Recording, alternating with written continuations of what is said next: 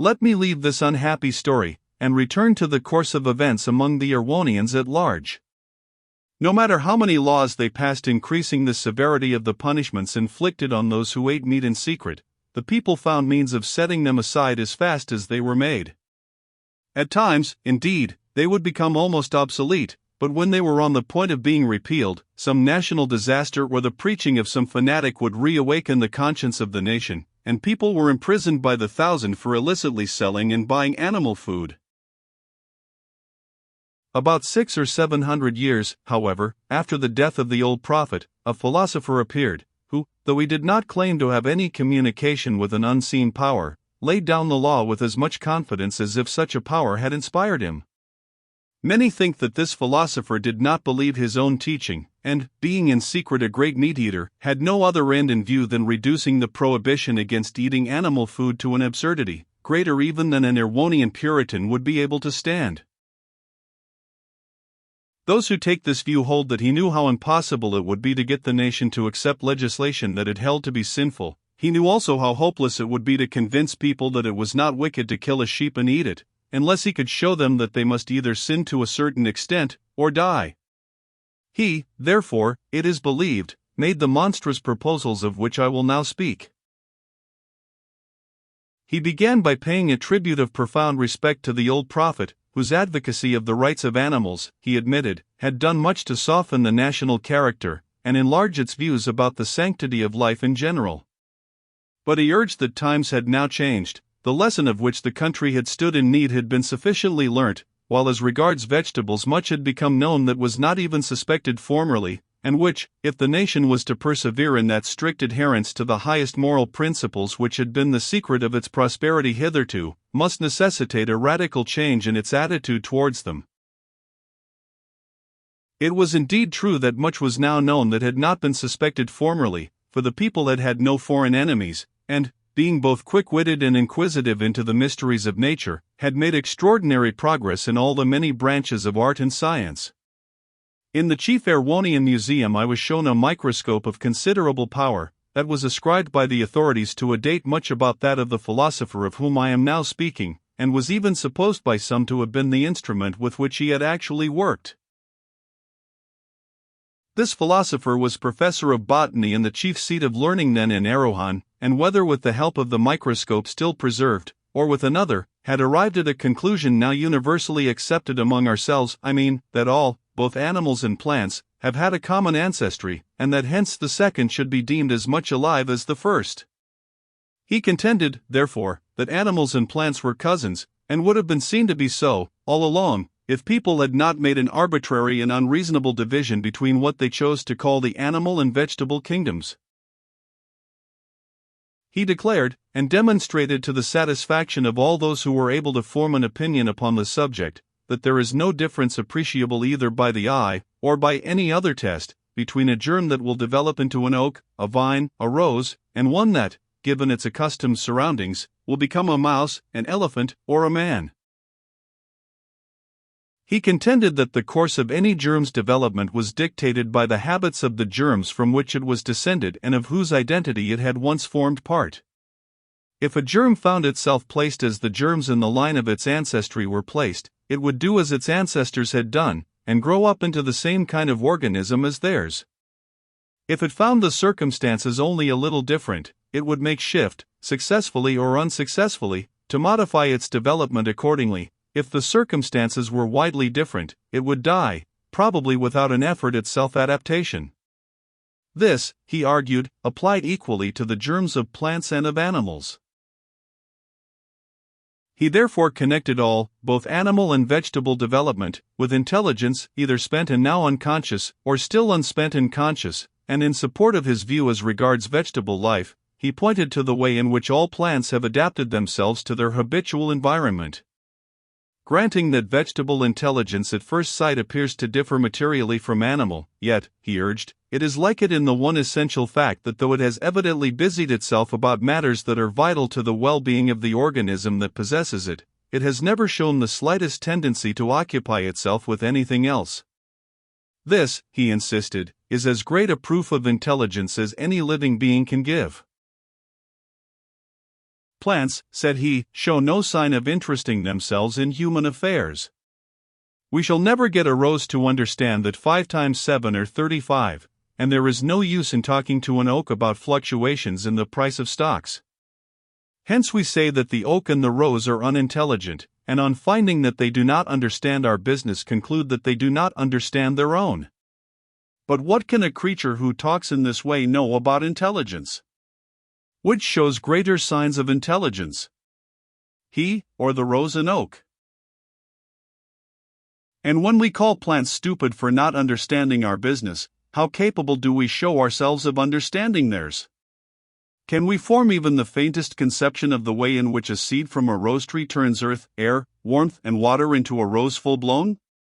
Where does it get its color from? From the earth, air, and sea. Yes, but how? Those petals of such ineffable texture, that hue that outbuys the cheek of a child, that scent again? Look at earth, air, and water, these are all the raw material that the rose has got to work with. Does it show any sign of want of intelligence in the alchemy with which it turns mud into rose leaves? What chemist can do anything comparable? Why does no one try?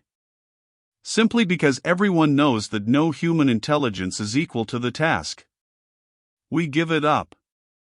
It is the rose's department, let the rose attend to it and be dubbed unintelligent because it baffles us by the miracles it works, and the unconcerned business-like way in which it works them. See what pains, again, plants take to protect themselves against their enemies. They scratch, cut, sting, make bad smells, secrete the most dreadful poisons, which heaven only knows how they contrive to make, cover their precious seeds with spines like those of a hedgehog, frighten insects with delicate nervous systems by assuming portentous shapes, hide themselves, grow in inaccessible places, and tell lies so plausibly as to deceive even their subtlest foes. They lay traps smeared with birdlime, to catch insects, and persuade them to drown themselves in pitchers which they have made of their leaves, and fill with water. Others make themselves, as it were, into living rat traps, which close with a spring on any insect that settles upon them. Others make their flowers into the shape of a certain fly that is a great pillager of honey, so that when the real fly comes it thinks that the flowers are bespoke, and goes on elsewhere. Some are so clever as even to overreach themselves, like the horseradish, which gets pulled up and eaten for the sake of that pungency with which it protects itself against underground enemies. If, on the other hand, they think that any insect can be of service to them, see how pretty they make themselves. What is to be intelligent if to know how to do what one wants to do, and to do it repeatedly, is not to be intelligent? Some say that the rose seed does not want to grow into a rosebush. Why, then, in the name of all that is reasonable, does it grow? Likely enough it is unaware of the want that is spurring it on to action. We have no reason to suppose that a human embryo knows that it wants to grow into a baby, or a baby into a man.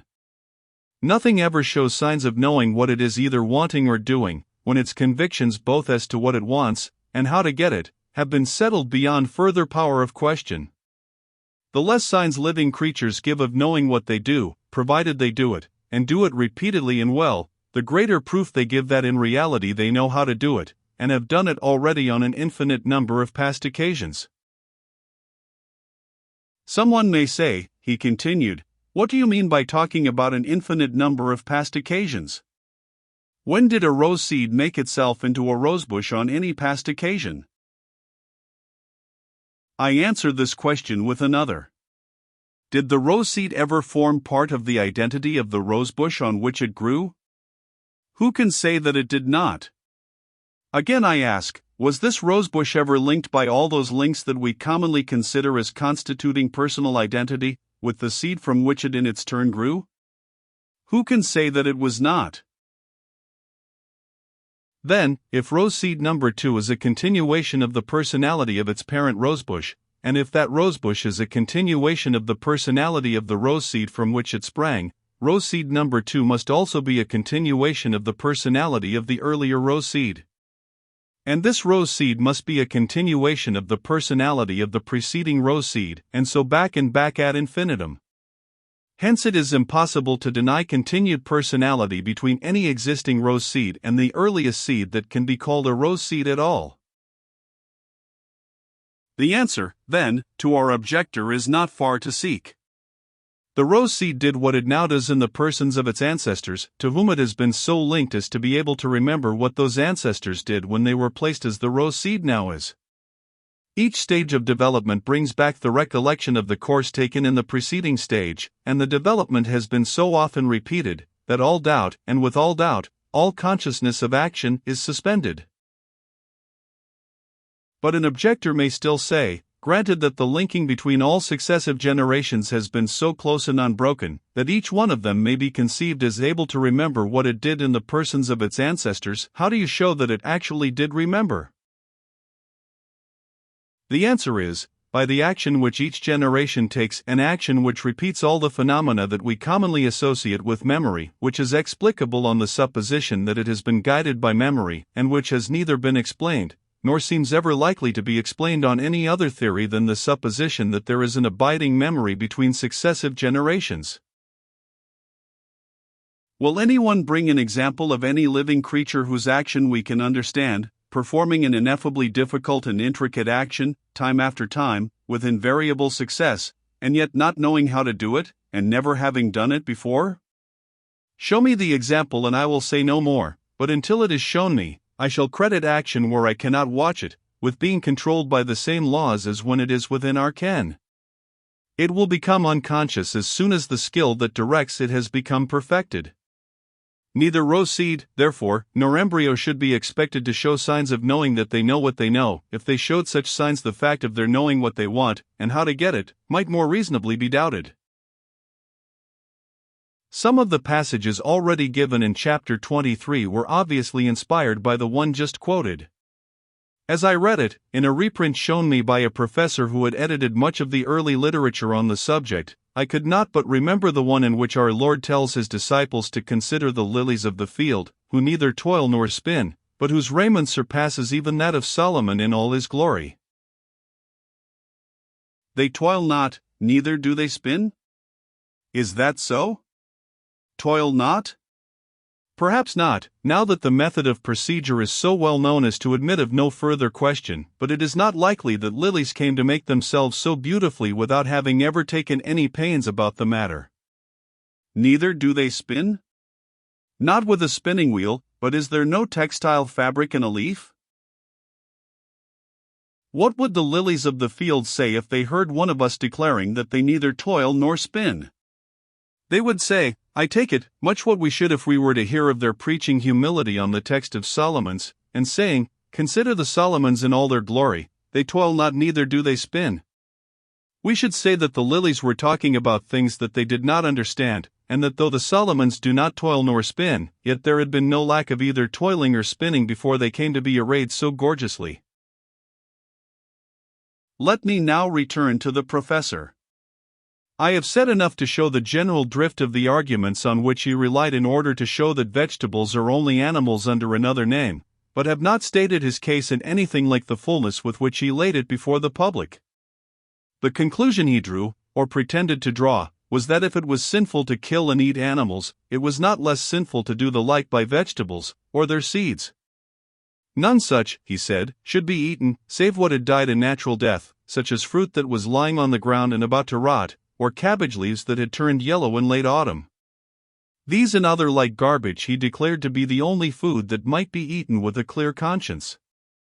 Even so, the eater must plant the pips of any apples or pears that he may have eaten, or any plum stones, cherry stones, and the like, or he would come near to incurring the guilt of infanticide.